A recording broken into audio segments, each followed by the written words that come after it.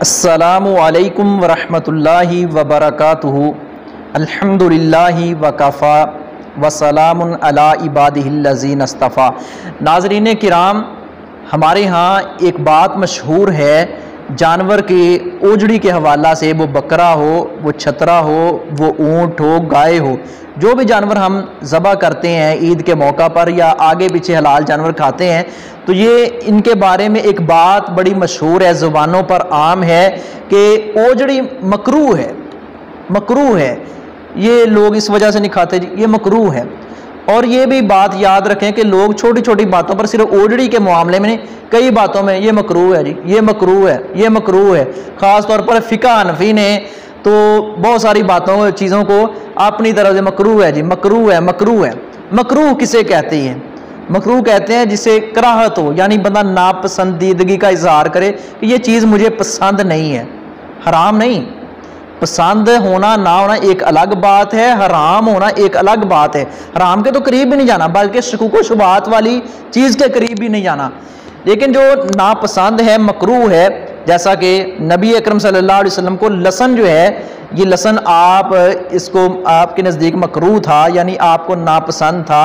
और आप सल्लल्लाहु अलैहि वसल्लम से सहाबाए किराम कहने लगे, अर्ज़ करने लगे, प्यारे नबी ये फरमाएं क्या ये लसन हराम है?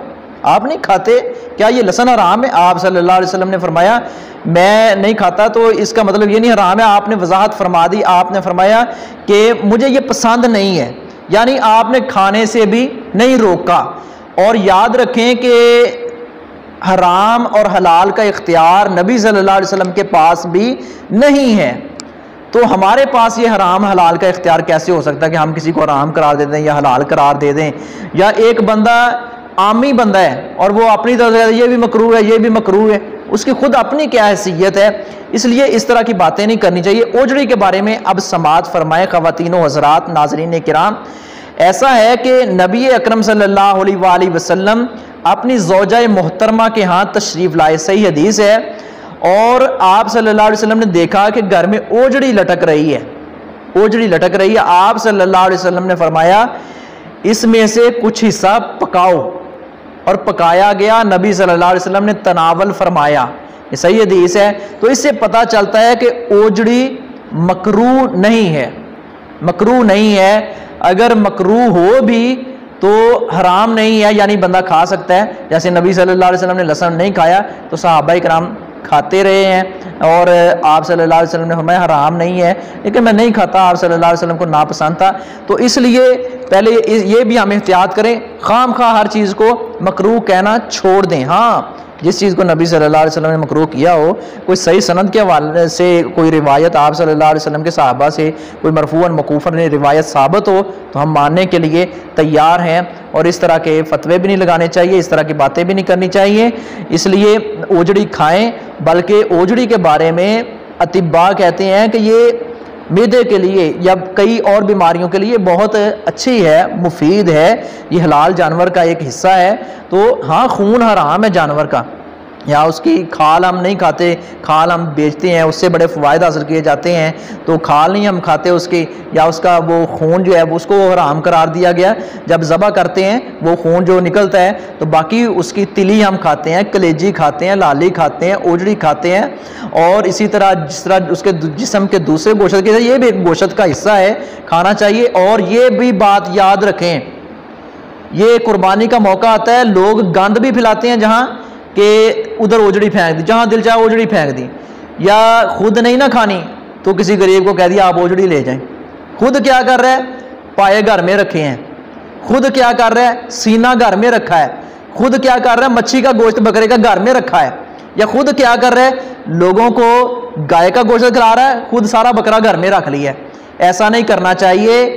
कुरान करीम की चौथे पारे की इब्तदाई और पहली आयत है, अल्लाह रब्बुल इज़्ज़त ने फरमाया लन तनालुल बिर्रा हत्ता तुनफिकू मिम्मा तुहिब्बून, तुम उतनी देर तक नेकी पा ही नहीं सकते, नेकी को पहुंच ही नहीं सकते जब तक तुम वो माल अल्लाह के रास्ते में खर्च नहीं करते जो तुम्हें महबूब है, जो पसंद है। इसलिए गोश्त को मुश्तरका एक जगह पे कर लें, यकसा कर लें, और मिक्स और एक जैसा हो और सबको बांटें, उस तरह का आप खाएं, उस तरह का लोगों को खिलाएं।